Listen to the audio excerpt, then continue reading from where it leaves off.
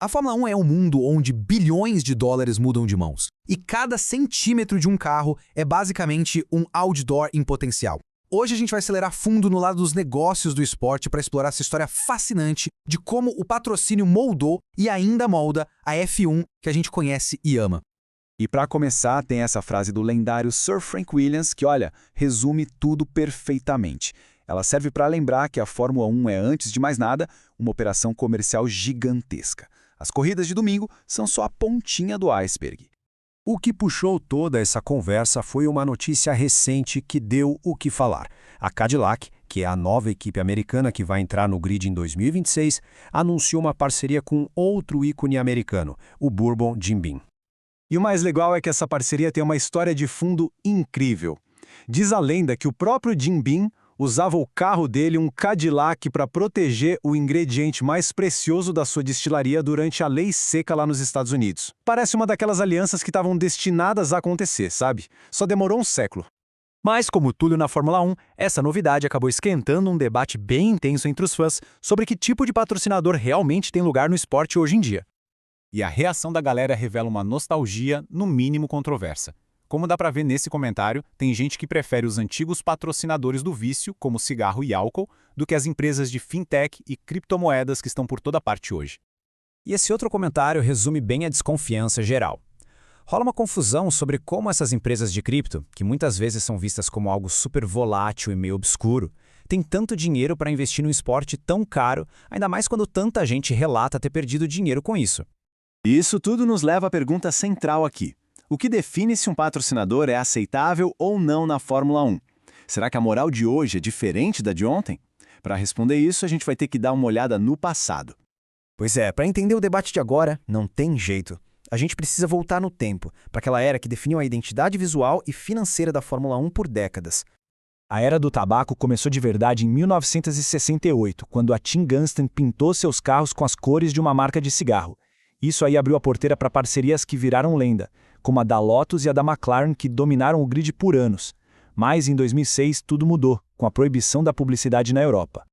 As pinturas se tornaram mais famosas que os próprios carros. O vermelho e branco da Marlboro ou o preto e dourado da JPS não eram só logotipos, eles eram a identidade da equipe.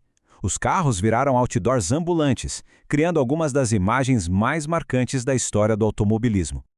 A estratégia por trás disso era simplesmente genial. A Fórmula 1 oferecia o palco perfeito, uma audiência global, a imagem associada à velocidade e à vitória e, o mais importante, um jeito de driblar as restrições de publicidade que estavam aparecendo em outras mídias.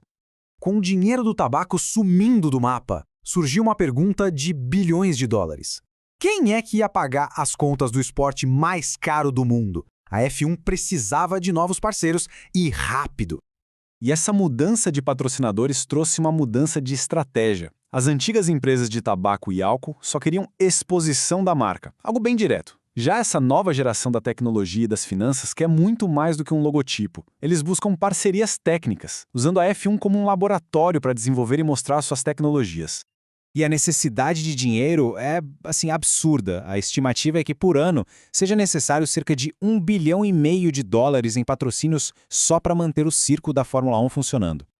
Cada centímetro de um carro de F1 é um imóvel de luxo. Um adesivo pequeno pode custar US$ 1 milhão, enquanto os lugares mais visíveis, como a asa traseira ou a tampa do motor, chegam a valer US$ 25 milhões.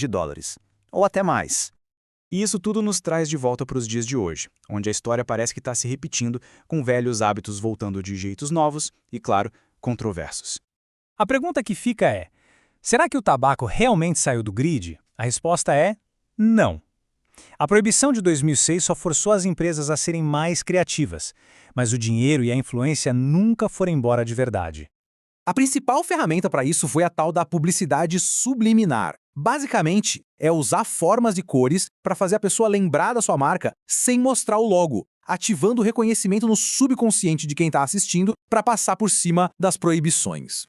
O exemplo mais famoso e engenhoso disso foi o da Ferrari. Patrocinada pela Philip Morris, a dona da Marlboro, a equipe usou esse design de código de barras. Com o carro parado, parece inofensivo, mas em alta velocidade, o borrão criava uma forma inconfundível, o famoso logo da Marlboro, uma jogada de mestre. E o que a gente tem hoje é um cenário que é uma verdadeira mistura de tudo. Tem o tabaco disfarçado, com iniciativas de nomes meio vagos como Mission Winnow. Tem as empresas de cripto super controversas e a presença cada vez maior das empresas de apostas. E, fechando o círculo, a gente vê o retorno de marcas clássicas, como a parceria da Cadillac com a Jim Beam, o que sinaliza uma volta a um patrocínio mais tradicional. Isso tudo deixa a gente com uma pergunta para o futuro. A Fórmula 1 precisa de dinheiro para sobreviver, mas de onde esse dinheiro deve vir? Entre o tabaco disfarçado, a instabilidade das criptomoedas e o retorno das marcas clássicas, o esporte dá numa encruzilhada. A identidade da F1 está, como sempre esteve, à venda. A questão é, por quanto e para quem?